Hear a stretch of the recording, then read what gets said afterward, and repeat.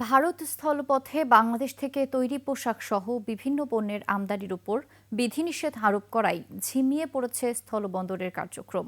বেনাপোল, বুড়িমারি, আখাউড়া সহ বিভিন্ন বন্দরে আটকা পড়েছে শতাধিক পণ্যবাহী ট্রাক। ক্ষতিগ্রস্ত হচ্ছেন ব্যবসায়ীরা। প্রতিনিধিদের তথ্য ছবিতে দেখুন ডেস্ক রিপোর্ট। এখন যে কোনো ব্র্যান্ডের পুরাতন এসি বদলে নতুন ওয়ালটন এসিতে উপভোগ করুন 25% ছাড়। বেনাপোল বন্দর দিয়ে প্রতিদিন ভারতে 250 থেকে 300 ট্রাকে বিভিন্ন ধরনের পণ্য রপ্তানি হয়। এর মধ্যে শতাধিক ট্রাকে থাকে গার্মেন্টস শিল্পের তৈরি পোশাক। একের পর এক নিষেধাজ্ঞায় বিপর্যয়ের মুখে রপ্তানি বাণিজ্য। ক্ষতির মুখে পড়েছেন দুই দেশের ব্যবসায়ীরা। ভারত সরকারের নিষেধাজ্ঞায় বেনাপোল স্থলবন্দরে আটকে পড়েছে রপ্তানিমুখী গার্মেন্টস সহ কয়েক ধরনের পণ্যের 36টি ট্রাক। বন্দরের বাইরে রয়েছে পণ্য বোঝাই শতাধিক ট্রাক।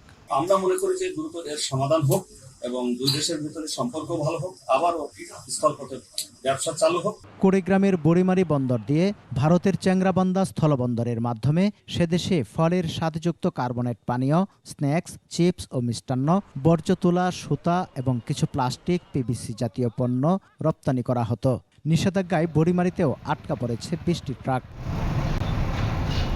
ব্রাহ্মণবাড়িয়ার আখাউড়া স্থলবন্দর দিয়ে প্রতিদিন প্রায় 40-45 লাখ টাকার প্রক্রিয়াজাত খাবার, পিভিসি ও প্লাস্টিক সামগ্রী, তুলা ও ফলের জুস রপ্তানি হলেও এখন মাছ ও ভোজ্য তেল যাচ্ছে। প্রতিদিন রপ্তানি ব্যাহত হচ্ছে প্রায় 40 লাখ টাকার পণ্য। যে আইটেমগুলো আমরা রপ্তানি করি সেই আইটেমগুলোর মধ্যে তারা রেস্ট্রিকশন নিয়ে আসছে। যারা সিএনএফেদের আছি এবং আমদানি রপ্তানিকারক আছি সবাই বেকার হয়ে পড়ছি, পাশাপাশি শ্রমিকরাও বেকার হয়ে পড়ছে। ভোজ্য তেল এক্সপোর্ট হয়েছে ইতিমধ্যে, এক গাড়ি পাটজাত দ্রব্য রশি এক্সপোর্ট হয়েছে, আর 10 গাড়ি মাছ ভারতে এক্সপোর্ট হওয়ার জন্য প্রস্তুত আছে। তবে নিষেধাজ্ঞার প্রভাব খুব বেশি পড়েনি সাতক্ষীরার ভুমরা স্থলবন্দরে। ব্যবসায়ীরা জানান, নিষেধাজ্ঞার আওতায় যে সকল পণ্য রয়েছে তার মধ্যে শুধুমাত্র তৈরি পোশাক মাঝে মধ্যে এই বন্দর দিয়ে গেলেও সেটা আগে থেকেই বন্ধ রয়েছে। একটি মাত্র পণ্য মাঝে মাঝে 2-1 গাড়ি আসে, সেটা হলো গার্মেন্টস আইটেম।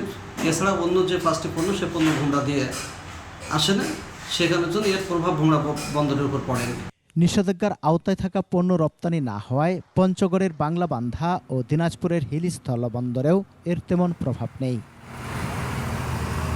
সমার ইসলাম, ডেস্ক রিপোর্ট, 21 টেলিভিশন।